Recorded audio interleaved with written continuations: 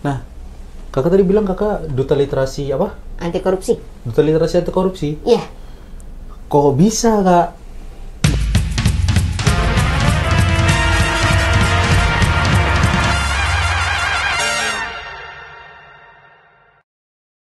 Halo kakak. Halo. Perkenalkan kakak, nama saya Ahmad Zeki Madibajah. Saya bisa dipanggil Jaki. Kalau nama kakak siapa? Nama saya Cika Pramasya Putri, bisa dipanggil Cika. Salam kenal. Salam kenal kakak. Nah kak, saya tuh awalnya nih iseng kemarin sih kak. Saya kan kayak ngecek gitu, ngecek IG IG SMK 7, ya kan. Terus saya sempat ketemu gitu kak, salah satu postingan SMK 7 tentang salah satu webinar gitu, webinar Suara Pemuda Berintegritas mana ya? Oh ini nih ya kan, yang ini kan? Ya benar sih. Ini ada foto kakak nih, jadi saya kaget soalnya setahu saya tuh kakak tuh kan warga PMR ya? Ya. Kok tiba-tiba ikut Suara Pemuda Berintegritas, itu gimana kak ceritanya kak? Jadi sebenarnya tuh saya sebagai salah satu duta literasi anti korupsi untuk Provinsi Kalimantan Timur, saya itu ngajukan diri buat ngikuti kegiatan tersebut karena kelihatannya menarik banget gitu. Karena dia ngebahas bagaimana gerakan anti korupsi itu bisa nyambung banget gitu ke perjuangan Kartini gitu. Nah, kakak tadi bilang kakak duta literasi apa? Anti korupsi. Duta literasi anti korupsi? Iya. Kok bisa kak? Bentar, awalnya setahu saya kan kakak tuh PMR nih. Iya. Terus tiba-tiba kakak itu ikut Suara Pemuda Berintegritas gara-gara kakak duta literasi anti korupsi. Yes. Gimana ceritanya kakak dari PMR nih ikut jadi duta literasi korupsi di Provinsi Kalimantan Timur kak? Ya. Jadi awalnya itu saya disarankan sama salah satu ketua gitu, katanya bisa nggak kamu ngikuti kegiatan pelatihan kepemimpinan di kantor PMI Pusat. Terus saya ikuti. Narasumber yang pertama ya bahasnya soal kepemimpinan, bagaimana cara berpikir, bagaimana cara menjadi seorang pemimpin. Lalu narasumber yang kedua dia membahas soal anti korupsi. Jadi saya kaget dong kok tiba-tiba ada narasumber kedua yang membahas soal anti korupsi. Jadi kita disuruh ngerjain soal quizzes, terus dicari yang paling tinggi, nanti dikasih seperti merchandise gitu. Lalu sebelum pulang itu dari bolehin pulang terlebih dahulu, kata sang narasumber, jangan pulang dulu ya, kita tes dulu. Dan itu saya kaget dong, rasanya kayak dijebak banget tuh, kayak dikurung banget gitu. Tiba-tiba dikasih kertas, suruh tulis ya namanya sama nomor HP-nya, nanti kerjakan sampai selesai. Agak kaget dong, kok bisa banget gitu. Iya, kok tiba-tiba dikasih kertas nih. Iya. Kok tiba-tiba ada tes? Ada tes, terus sudah selesai nih. Saya memang nggak harap banget sih buat kayak saya kalau nggak keterima juga nggak apa-apa sih, kalau nggak jadi duta nggak apa-apa. Ternyata saya dimasukkan ke grup finalis dan ada list nama, saya masuk jadi salah satu finalis. Begitu. Ya. Jadi cuman gara-gara kakak ikut ke gedung PMI itu, terus kakak dijebak dan kakak akhirnya jadi duta literasi anti korupsi gitu. Yes, tapi nggak cuma itu sih. Saya sebagai finalis diharapkan untuk membuatkan sebuah PowerPoint mengenai anti korupsi. Jadi pengertiannya, jenisnya, perbedaan, apa saja dampaknya. Terus yang terakhir itu nilai-nilai anti korupsi itu apa saja. Nah, jadi ada 4 kandidat sudah dipilih nih sama jurinya. Saya termasuk yang 4 perempuan. Saya setelah menjawab pertanyaan juri secara spontan, saya dipilih. Itu sebenarnya kaget banget dan memang nggak nyangka. Saya memang ya kalau nggak keterima nggak apa-apa juga kan gitu. Ternyata ya keterima banget gitu, kaget dong. Dan itu ya saya sendiri sih bersyukur ya bisa jadi duta. Tapi ya saya sendiri tetap kaget karena jebakan. Oke, Nah, habis jadi duta itu kan Ya. kakak nggak mungkin toh tiba-tiba langsung ikut webinar Suara Pemuda Berintegritas. Ya. Nah, itu kakak ngajuin diri kah atau memang itu dipilih? Karena kalau misalnya ngajuin diri itu apakah orang luar selain duta literasi anti korupsi itu bisa ikut juga webinar itu? Dan kalau misalnya memang dipilih, itu kakak dipilih sebagai apa, Kak? Oke. Jadi untuk pertanyaan pertama, saya sendiri ngajukan diri karena saya sendiri nggak pernah berkegiatan banyak gitu, kegiatan besar. Jadi ini pertama kali saya mengikuti webinar seperti ini. Nah, untuk seperti apakah orang luar bisa ngikuti? Bisa, tapi sebagai penonton, misalnya ingin bertanya kepada narasumber, ingin bertanya pada moderator atau seperti apa, itu bisa kita bisa mereka tonton. Contohnya target yang mereka beri sih masyarakat, SMA, SMK, terus influencer atau aktivis muda, ataupun mungkin mahasiswa. Lalu saya di situ sebagai seorang narasumber. Agak kaget juga sih jadi narasumber karena deg-degan banget ketemu duta provinsi lain tuh. Nah, kan kakak awalnya bilang yang kalau nggak salah itu semacam relevansi di era sekarang tentang perjuangan pemuda anti korupsi kan? Yes, benar. Relevansi yang dimaksud itu tuh atau hubungan yang dimaksud tuh gimana, Kak? Maksudnya kan di perjuangan Kartini, setahu kita kan Kartini tuh memperjuangkan martabat wanita tuh. Yes. Kok bisa dia berhubungan sama tentang kayak gini gitu? Jadi menurut saya nih, relevansi perjuangan Kartini sama gerakan anti korupsi itu salah satunya tuh kayak keberanian dan keteguhan hati Kartini. Jadi Kartini itu waktu pada zaman itu dia berani menentang karena dia ngerasa ini kan tidak benar untuk para wanita. Nah, jadi karena keteguhan hati dan keberanian itu, maka semangat seperti itu yang cocok untuk dicontohkan gerakan anti korupsi. Jadi semangat melawan korupsi yang terjadi di Indonesia. Seperti itu. Oke. Nah, untuk itu yang keterima sebagai narasumber itu cuman kakak aja kah? Atau memang misalnya satu provinsi itu atau satu sekolah itu cuman satu narasumber? Atau kakak memang ada teman kakak lagi yang keterima? Atau harus beda-beda sekolah kah? Jadi untuk narasumbernya sendiri itu saya sendiri malahan mewakilkan Provinsi Kalimantan Timur. Yang narasumber lain tuh malahan dari Jawa Timur, Jawa Tengah, bahkan Banten, bahkan dari KPK RI-nya langsung.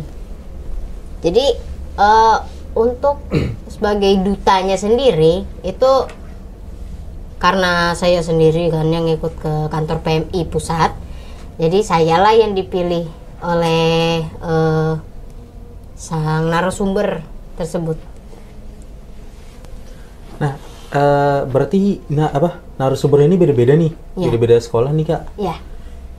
Kemudian kalau misalnya nih saya atau mungkin teman saya atau adiknya teman saya nih yang masih SMP, masih SD, atau memang ada kakak-kakak yang sudah kuliah nih, bisa nggak kita ikut webinar itu? Oh, bisa banget malahan. Webinar itu ditargetkan untuk siapa saja yang ingin mendengar bahwa perjuangan Kartini itu masuk juga ke gerakan anti korupsi. Seperti yang saya sudah jelaskan sebelumnya, relevansi perjuangan Kartini dengan gerakan anti korupsi itu bisa disambungkan.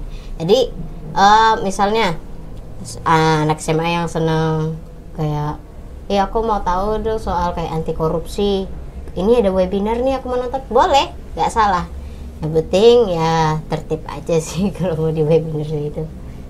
Itu webinarnya secara langsung, Kak? Atau mungkin webinarnya secara Zoom gitu? Lebih ke Zoom sih, jadi agak gugup banget kalau... Oh, lebih ke Zoom ya? Iya, lebih ke Zoom. Pikiran saya memang secara langsung. Kalau secara langsung sih saya belum ada melakukan apa-apa atau belum ada kegiatan besar. Jadi itu betul-betul pertama kali saya ngelihat depan mata saya sendiri orang dari luar provinsi, misalnya dari Jawa Tengah, Jawa Timur, Banten, bahkan dari KPK RI-nya langsung. Jadi itu pengalaman paling besar di hidup saya. Oke, Kak. Jadi kan kalau itu kan apa secara Zoom tuh. Iya. Nah, gimana kalau misalnya nih, ya kan? Saya pengen ikut nih, penasaran tentang apa sih ya kira-kira isi dari webinarnya itu apa gitu kan. Itu dampak bagi kita yang ikut mendengarkan webinar itu tuh apa sih, Kak? Atau apa manfaatnya, apa dampak yang bisa didapatkan dari kita-kita yang ikut webinar itu? Itu, Kak. Jadi menurut saya lagi nih, dampak yang bisa diberikan itu, kita jadi tahu bahwa anti korupsi yang dibahas oleh para narasumber itu apa saja pertanyaannya, apa yang dijelaskan, nanti nyata anti korupsi itu bisa dilakukan orang kecil, dan sebagai Gen Z apa yang bisa kita lakukan untuk melawan anti korupsi, atau cara mengkampanyekan, atau misalnya bagaimana kok bisa sih Gen Z itu lebih baik dari generasi sebelumnya dalam mengkampanyekan anti korupsi. Jadi mungkin dampaknya bisa, aku tahu nih cara buat mengkampanyekan materi mengenai anti korupsi melalui media sosial. Atau aku jadi tahu nih korupsi itu penting banget di hidupnya Gen Z, para anak muda gitu. Jadi bahwa berdampak banget ke kita ini korupsi. Jadi aku mau kasih tahu kesadaran nih ke orang yang aku kenal atau followerku misalnya di media sosial. Jadi dampaknya bisa berkelanjutan jadi monopoli gitu. Tapi yang baik sih, nggak yang buruk. Iya dong. Iya dong. Masa yang jahat? Kan Jahat. Enggak dong. Nggak mungkin dong yang dioplos, yang dikasih ke masyarakat kan nggak mungkin dong. Nggak dong. Itu enggak dong. Nggak dong. Tidak masuk dong. Nggak masuk dong. Nggak masuk dong. Ya, nggak mungkin dong. Nah, tadi habis itu kita sampai mana saya lupa. Aduh. Terus. Aduh, agak berbahaya sekali tuh. Nah, tadi kakak bilang kan untuk Gen Z itu kita punya dampak yang cukup besar nih bagi kehidupan Gen Z kan? Ya, benar. Tadi kakak juga bilang kenapa Gen Z itu bisa lebih baik gitu kan dalam mengkampanyekan anti korupsi. Menurut kakak sendiri nih, Yes. seberapa baik sih Gen Z itu mengkampanyekan anti korupsi? Jadi Gen Z itu ada caranya sendiri buat ngepromoin sesuatu. Contohnya bareng aja deh. Ada aja ide mereka yang bakalan keluar buat promosiin sesuatu, misalnya makanan nih, mereka bakalan berakting lucu, kasih meme, segala macam yang menarik gitu. Jadi hal itulah yang bisa digunakan oleh Gen Z. Ide itu bisa digunakan oleh Gen Z untuk mengkampanyekan anti korupsi. Contohnya bikin video meme gitu mengenai anti korupsi dari pemerintah, mungkin bikin desain poster, atau mungkin bikin skit, film pendek, ataupun ya sesimpel ya bikin mungkin story mengenai polling kayak apa, kita ngajak followers kita untuk misalnya jadi hari ini hari anti korupsi, ayo kita main tebak-tebakan yo gitu. Itu bisa dilakukan. Ada hari anti korupsi? Ada. Oh, serius, saya baru tahu. Ada. Itu tepatnya kapan? Wah, lupa. Waduh. Oke. Wah, lupa. Nah, menurut kakak juga nih, Ya. seberapa berpengaruhnya sih kita Gen Z itu dalam melawan korupsi ini? Kan nggak mungkin kan kita, maksudnya apakah kita yang paling berpengaruh atau memang kita harus merubah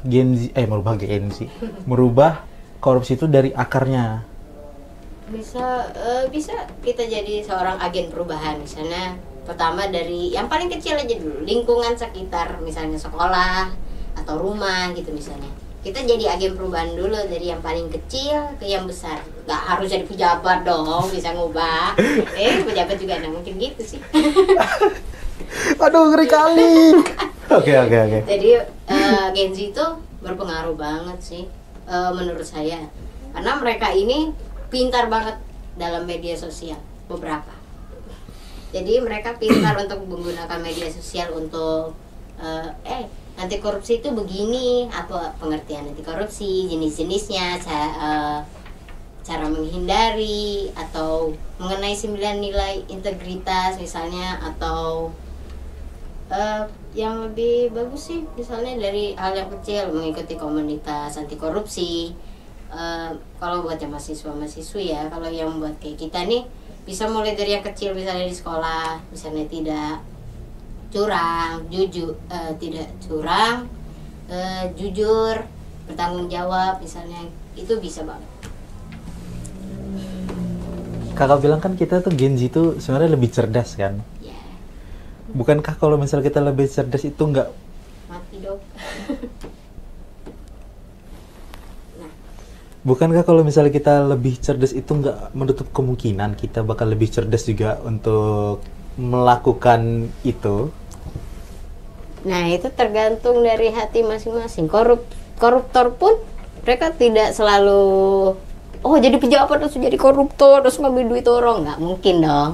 Tapi mereka awalnya adalah manusia biasa, lalu terbutakan oleh keegoisan mereka, lalu kelamaan ya pengen semua. Jadi itu tergantung dari niat, hati, dan diri manusia. Karena faktor orang melakukan korupsi atau bisa melakukan hal buruk gitu, itu dari diri sendiri sih lebih tepatnya, bukan dari luar saja. Menurut itu memang harus dalam diri sendiri ya, dari hati sendiri ya. Benar. Nah, berarti kakak kan sebagai duta literasi anti korupsi nih. Yes. Sebenarnya tuh saya dari dulu penasaran sih, kalau misalnya duta gitu kan ada banyak nih, kayak duta literasi atau duta budaya gitu kan. Yes. Kan kakak nih salah satu duta literasi anti korupsi nih. Yes. Sebagai duta literasi anti korupsi, kakak itu tuh ngapain gitu? Mungkin secara teknis orang bakalan lihat, mungkin dia kayak nyebarkan kampanye-kampanye gitu terus. Enggak. Kita sebagai duta memberi contoh baik kepada orang-orang bahwa hal ini termasuk korupsi, hal ini tidak termasuk korupsi. Kayak kita memberikan contoh baik untuk melawan korupsi, contohnya menyontek. Itu aja sudah termasuk korupsi paling kecil. Kenapa? Karena jujur itu adalah salah satu nilai anti korupsi. Sementara berbohong itu kan kebaikan dan jujur. Jadi menyontek pun harus dihilangkan terlebih dahulu. Jadi Mati terus ya? mati terus. Jadi contoh kecilnya seperti itu. Jadi kita sebagai duta bisa mengkampanyekan bahwa ini anti korupsi, kita harus bijak gitu. Harus juga jangan cuma bilang kampanye terus tapi nggak ada perubahan. Tetap harus ada perubahannya bolak-balik gitu. Jadi sebenarnya duta itu sebagai contoh baik untuk masyarakat. Jadi nggak selalu kayak kampanye terus. Kampanye terus boleh, tapi apakah dirimu sendiri sudah berubah atau belum? Jadi jangan hidup di dalam kebohongan. Seperti itu. Tadi kakak bilang menyontek itu adalah salah satu korupsi kecil. Benar. Karena apa? Salah satu nilai anti korupsi itu jujur. Jujur, salah satu nilai anti korupsi itu jujur. Iya. Kita sekarang kan hidup di era teknologi nih. Benar. Kita kan Gen Z nih, sebagai Gen Z kan kita udah hidup di era teknologi. Di era teknologi itu kan dimana informasi itu dapat menyebar dengan mudah kan. Yes. Terutama lewat handphone, lewat berita-berita, lewat website gitu kan. Kejujuran itu menjadi salah satu hal yang cukup susah. Benar karena banget. Banyaknya bertebaran hoax. Nah, kakak kan pernah ikut nih yang tadi tuh Suara Pemuda Berintegritas. Yep. Udah gitu kakak juga duta anti literasi korupsi. Anti korupsi. Oh ya, anti korupsi. Nah, apakah webinar itu hanya diadakan sebulan sekali atau dia bisa seminggu sekali demi terus menyampaikan kayak semacam pola pikir anti korupsi gitu. Jadi untuk webinar sejenis itu tuh, kalau dari pembimbing saya yang dari tim anti korupsi itu bakalan dilakukan sampai peringatan Sumpah Pemuda. Jadi akan terus terjadi webinar, akan dibikin webinar untuk tiap duta akan menyampaikan aspirasi, menyampaikan opini seperti itu. Terus cara agar kita tuh bisa nih, kita kan sebagai yang sudah kakak bilang, korupsi itu salah satu korupsi kecil itu kejujuran. Agar kita bisa selalu jujur, dan kita juga sebagai orang yang mungkin sudah jujur, mungkin karena kan nggak semua orang tuh kan, itu tidak termakan hoax atau berita bohong. Kita tuh apa yang bisa kita lakukan gitu? Jadi kalau agar tidak termakan berita hoax, satu, betul nggak sih berita yang kita baca ini? Kita jangan telan mentah-mentah dulu, tapi kita lihat, oh ini kayak bohong nih, kayak nggak betul nih. Kita research, kita lihat, kita olah, oh ternyata bohong, berarti nggak perlu dimakan mentah-mentah. Tapi jika betul, setelah kita research ternyata betul, oh berarti ini betul gitu. Kadang orang itu berbohong demi sesuatu yang mereka senangi, contohnya viewers. Banyak tuh yang berbohong demi viewers atau berbohong demi subscriber juga. Iya sih, betul sih. Buruk banget gitu. Nah, kalau misalnya cara jujur sih itu dimulai dari diri sendiri. Kamu mau nggak jujur? Kamu mau nggak dalam bulu hatimu, mau nggak? Mau buruk atau mau baik? Jadi itu ditentukan dari diri sendiri dulu. Jadi kita bisa ngasih tahu, kamu bohong, atau kalau memang niatnya bohong ya kita bingung dong mau ngapain, kayak bilangin dia bohong ya dia memang bohong betulan dari awal gitu. Lalu kan ini sempat sih saya lihat sih di sosmed juga, dia gini nih, kayak dia tuh selalu di komennya itu, terkadang kalau misalnya komen tentang korupsi, terus lu bilang, korupsi itu jahat, gini gitu kan. Tapi itu ternyata pada kenyataannya orang-orang yang sering bilang korupsi gitu tuh dia tetap menjadi korupsi kecil gitu. Nah, sebagai kakak duta literasi anti korupsi yang pernah mengikuti Suara Pemuda Berintegritas dengan tema anti korupsi, itu tuh ini bisa juga sih sebagai kita yang mungkin paham tentang anti korupsi, pentingnya anti korupsi. Itu tuh kita bisa ngapain Kak untuk menyadarkan orang-orang ini ataupun orang-orang sekitar kita untuk memberikan paham tentang anti korupsi gitu Kak? Wah, kalau orang-orang yang memang sudah terbutakan uang susah ya kalau diubah gitu. Iya sih. Jadi lebih baik sih orang-orang yang seperti itu tuh kita coba larang keras dulu. Kita larang keras. Kalau apa yang kamu lakukan tuh pembohongan juga, kamu juga korupsi gitu loh, membohongi diri sendiri jadinya. Jadi lebih baik sih kalau kamu teriak-teriak korupsi, koruptor jelek gitu. Oke. Begitu, mending sadar diri dulu sih, ngaca. Di rumah kan ada kaca, masih satu. Nggak mungkin dong nggak ada. Jadi lebih baik ngaca. Terus kita sebagai orang yang lihat ini nggak betul, kita coba kasih tau baik-baik. Kalau nggak mau, tinggalin. Yang waras harus ngalah. Gitu. Berarti setelah kok setelah sih? Maksudnya kakak sudah mengikuti webinar gitu kan? Kakak sudah jadi duta literasi anti korupsi. Langkah apa yang akan kakak ambil selanjutnya? Mungkin dari yang kecil dulu, kecil banget nih, dari diri saya sendiri, ngubah kebiasaan buruk yang ini termasuk contoh kecil korupsi nih. Saya coba ubah terlebih dahulu pelan-pelan, baru nanti kalau sudah saya rasa aku sudah lebih baik nih rasanya, sudah bukan melakukan korupsi kecil lagi, saya coba keluar dari zona, buka lebar sampai itu. Mungkin sederhananya, jika saya sudah baikin diri sendiri, saya bakalan mencoba untuk mengkampanyekan jika bisa. Jika saya ada waktu buat mengkampanyekan, saya akan mencoba untuk mengkampanyekan dengan cara saya sendiri mungkin gitu. Mengkampanyekan dengan cara kakak sendiri tuh kira-kira gimana tuh? Video meme. Video meme? Iya. Bikin video meme? Iya, itu yang paling mudah, approachable dan engaging. Iya gitu. sih. Jadi tipe-tipe video gitu lebih mudah lah untuk diikutin sama ya anak-anak muda sekarang. Ya biar nggak terlalu kaku Monoton. juga sih. Iya.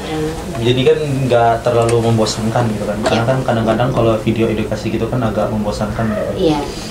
Nah kemudian kapan kita itu harus tahu, harus keluar dari zona nyaman itu untuk ikut mengkampanyekan anti korupsi itu?